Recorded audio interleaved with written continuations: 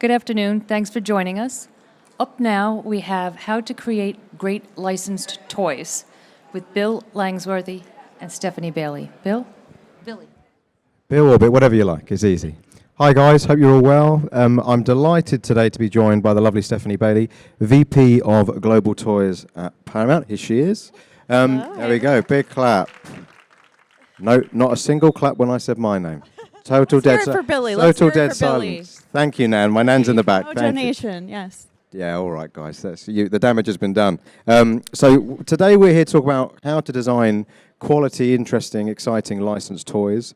And there's no one better, I think, to talk about this than with Stephanie. Before we dive into all of this, we're going to have a look at some Paramount brands, what they've been up to. Will give us some nice context for the following chat. So, guys, if we can roll VT. I've always wanted to say that. That was cool. Is the most magnificent thing I'd ever seen. What's the mission?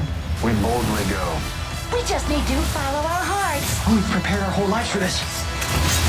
No turning back now.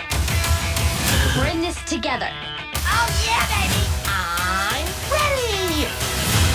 It's a beautiful thing. Let's go to work.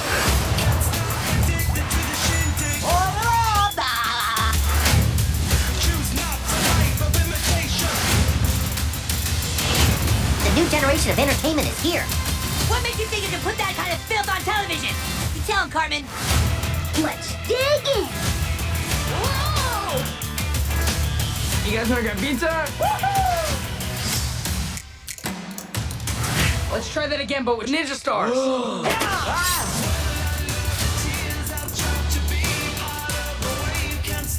You are the trailer park. I am the tornado.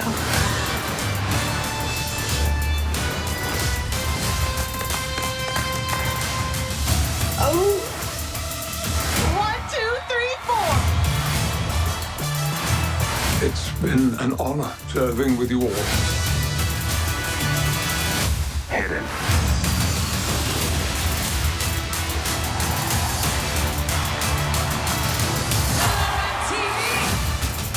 I think I'm going viral. This is big. Welcome to Kid Burger. That was everything.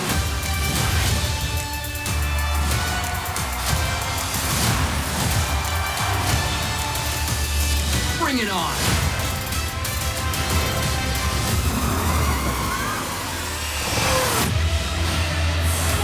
The world is changing. Tell me about it, Stern. Get it, loser. We're going shopping. Good morning, aviators. Ready.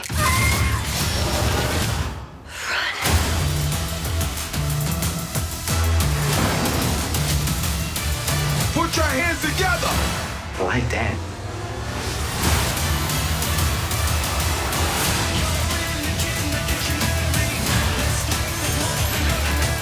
I think everybody looks like royalty tonight.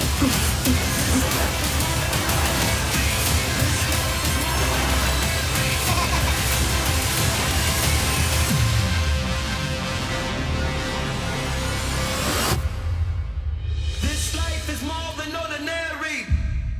There we go. So there is the... Well, very good. The show reel for the small independent studio, Paramount. So before we dive in terms of your role, VP of Global Toys, it sounds very impressive. What is involved? What is it you do before we dive into licensed toys? Yeah, I have the coolest job here. So all of those great shows and properties of Paramount, it's my job to make toys out of them. I don't make them, but we do the licensing deals with toy companies and all around the world to bring our brands to life. Amazing. And award-winning toys, we should say, because your recent Turtles line with Playmates won a Toy of the Year award 2 days Yeah, ago. we won 2 actually. We're congratulations to Playmates Toys. They've made Turtles toys since the very beginning, and they nailed it. Action Figure of the Year and Vehicle of the Year for the Pizza Fire van. Amazing, good stuff.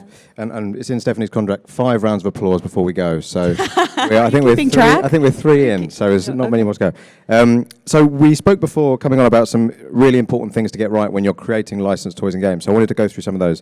So the first thing you mentioned was authenticity. So why is that important, and what does it mean when it comes to creating licensed toys?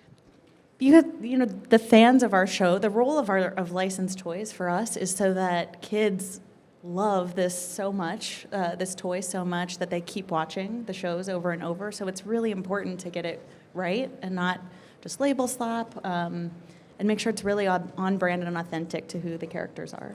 Yeah, and sort of on that, I think if anyone's seen the new Turtles movie, which I'd recommend you do, it's great, but it has quite a unique look that I think it isn't often seen in translated into toys, and yet I think it's worth noting if anyone's seen the Playmates range, the figures and stuff, you've actually gone to speaking to the authentic point. It does capture that style of thing, which maybe isn't the most straightforward, simple thing to do in toys.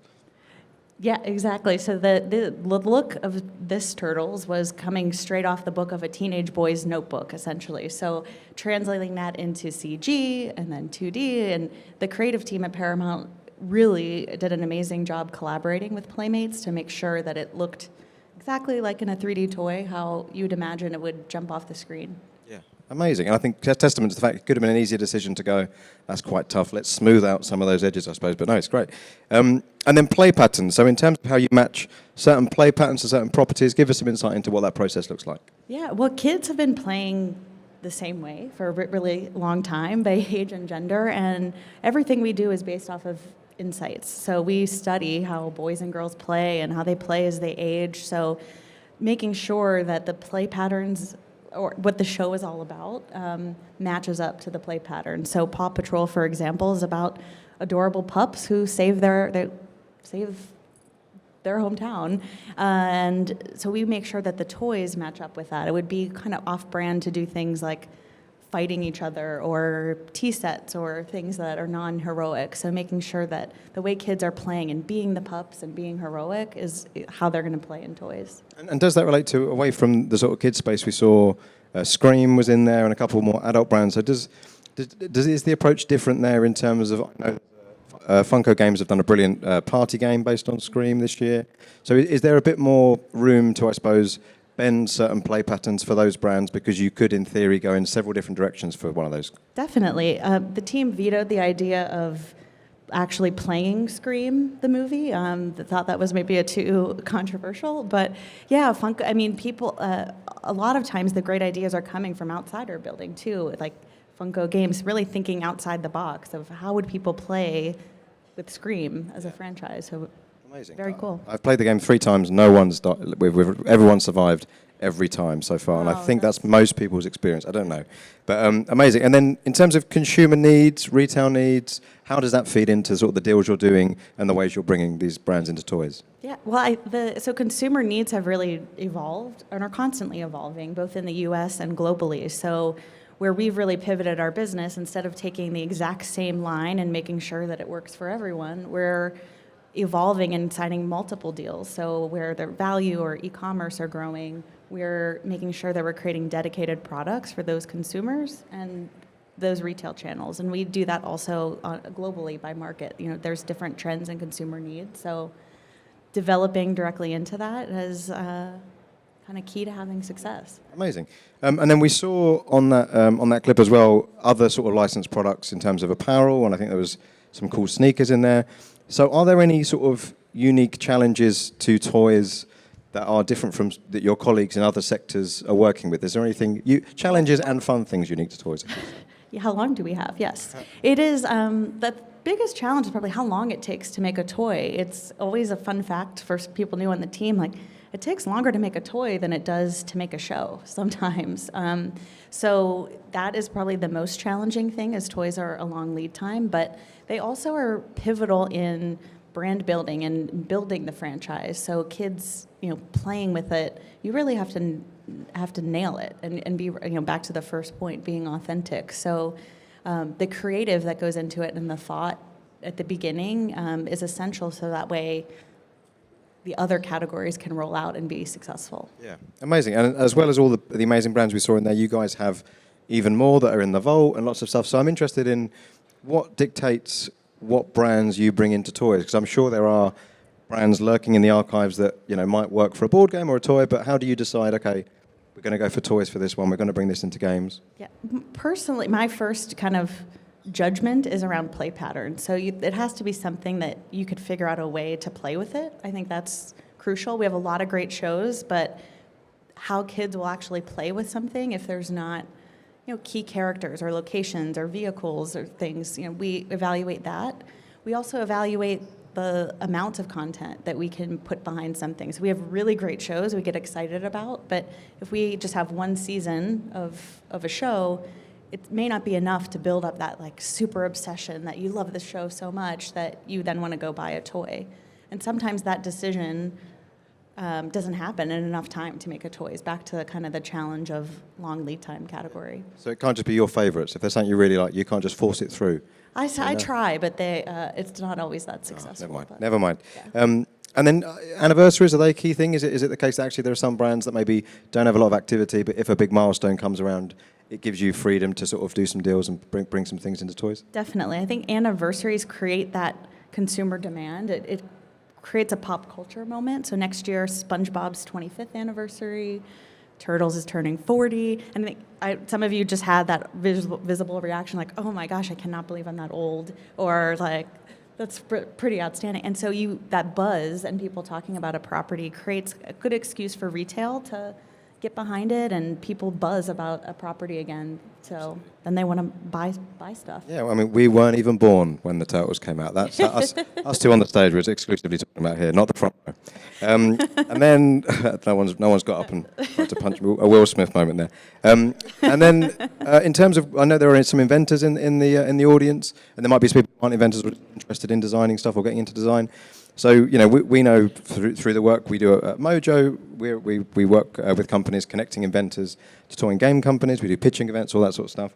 And we have done some branded stuff before, but Paramount company interested in connecting with inventors, or at least are there sort of opportunities, people that have great ideas, to bring them in or to bring them to their partners and say, I've got ideas and things? Absolutely. So that, I think too, sometimes inventors may be intimidated or not know how to work with us. And there's a lot of existing relationships that folks on our creative team have. There's like living and growing in the design world, as well as on the manufacturing side. So for us, we need kind of people thinking outside the box and thinking differently. We're really close to our properties. So to have someone else who has different experience is really helpful to us. So I think understanding our properties, seeing what they're all about, if there are ideas, we could either connect you with our design team or our licensees directly and figure out a way, how to make it work. Yeah. And I've only met Stephanie in real life just when you guys saw us meeting live for the first time there. But I hear nothing but amazing things from designers, toy companies, inventors. So I'm sure as well, in terms of if you see her walking about or catch her, I'm sure... No, sincerely, you can reach, but thank you. But I mean it when I say I really enjoy helping people navigate the toy industry and navigate working with Paramount, because we all win then. Yeah, a good egg. So is that a UK thing? I think everyone has that. I don't know. So yeah, and in terms of on that as well, what are some of the brands looking ahead that are sort of, I suppose, some of the key pillars of toys and games moving forward? What should either inventors, but just anyone in the toy industry be looking at and thinking, great, they're the ones that we can expect to see some toy launches down the pipe? Totally. Well, I mean, we showed a lot of properties on that clip, and Paw Patrol and Teenage Mutant Ninja Turtles are definitely our top 2 toy properties. Next year, SpongeBob, we're really looking for things that are outside the box for SpongeBob's 25th. We have a new 4th movie coming. We have a lot of spin-offs. So for SpongeBob, people love it so much. It's the top property in CPG and apparel, and we are admittedly looking for new ideas in the toy space, thinking outside the box. So if you have one, come talk to me. Amazing. Good stuff. Yeah. And then on that sort of outside the box thinking as well, sometimes some of the most eye-catching, I mean, Scream I think does fall into this, but I think we're seeing lots and lots with Paramount and further afield in licensed toys and licensed games, some sort of nice surprises of brands that maybe on paper people don't think, oh, that's made for a party game or a board game, but they're coming out and they're being done. Funko Games, actually, I think if you go check those guys out, they're full of really exciting. They did a Rear Window board game, which is brilliant, and like I say, the Scream game is fantastic. So is that also part of the job for you in terms of thinking, well, how can we actually create surprises, and not necessarily too left field, but looking at brands in a way that might not expect, but still have play value? Definitely. And I think the team that we have really thinks outside the box. They're not just working on Turtles and Paw, and sometimes they come and, I want to do something on Cheech and Chong. Like, okay, what toys are you going to do for Cheech and Chong? But it's really clever, creative ideas come from everywhere. And I think some of our most fun toys are those things that are not expected. Yellowstone is actually one of our top properties right now, which kids are not watching, hopefully. But they're really cute games and puzzles, collector toys, ride-on toys. The team really thought outside the box, and how do we bring this fandom that adults have for Yellowstone into kind of this toy space. Amazing. And are there any recent launches that sort of sum up why you think, or how creative companies are being with your brands and inventors are being with your brands, stuff that we can maybe, even these guys might be able to go and have a look at later on their stands? Are there any product launches where you think, you know what, that is a really cool example of how cool you can be with licensed properties? Yeah, well, I'm actually directly I made eye contact with Kate from Hollow Toys. Kate, wave. So where is your stand, Kate? 6377. So Kate, I met. She was working with our UK team. It's Hollow Toys. So we amazing technology. She and her husband run this company, and it's basically augmented reality, but stickers and more. I don't want to blow. Just go check her out, 6307. But they had an amazing technology and connected with our licensing team in the UK, and you can bring the Paw Patrol characters to life, like super cool. Amazing. We will check that out, and congratulations. Yeah. There we go. And then I suppose sort of on that as well, there may be a perception from the outside that big brands equally working with big companies, and it's going to be the big toy companies that are the focus. But would you say actually it depends on the play pattern? You're open to working with all sorts of toy and game companies on all sorts of stuff. It isn't just necessarily the sort of AAA big names that everyone knows and the biggest stands type stuff. Well, you kind of led me to that one. Yeah, I mean, that's how we've really grown our business, is understand. I'm a toy kid. I started off working in FAO Schwartz as a toy demonstrator, and then for Toys R Us. So I'm a super toy geek, and I study it in and out. And so much of the business comes from all of those secondary toy categories, like arts and crafts and outdoor and games and puzzles. And so really working in other adjacent categories beyond just kind of those traditional core toy categories has been an amazing way for additional kids to play with our brands and work with more partners. Yeah, amazing. And then one of the last questions I want to ask is, obviously the way people are engaging with your brands is as varied as it's ever been in terms of streaming and Paramount Plus and things like that. So is it the case actually that the brands you're looking at in terms of potential with toys, it's not obviously just the cinema releases and the big things. There could even be, streaming shows and things like that that also have play value because they will amass a big audience as well. Definitely, and YouTube. Actually, that's where kids are. And that's the tough working for a big media company, is adapting to the way kids are watching so quickly. But we've even launched properties that are from toy companies. We had My Squishy Little Dumplings is a toy brand that we partnered together and created YouTube content.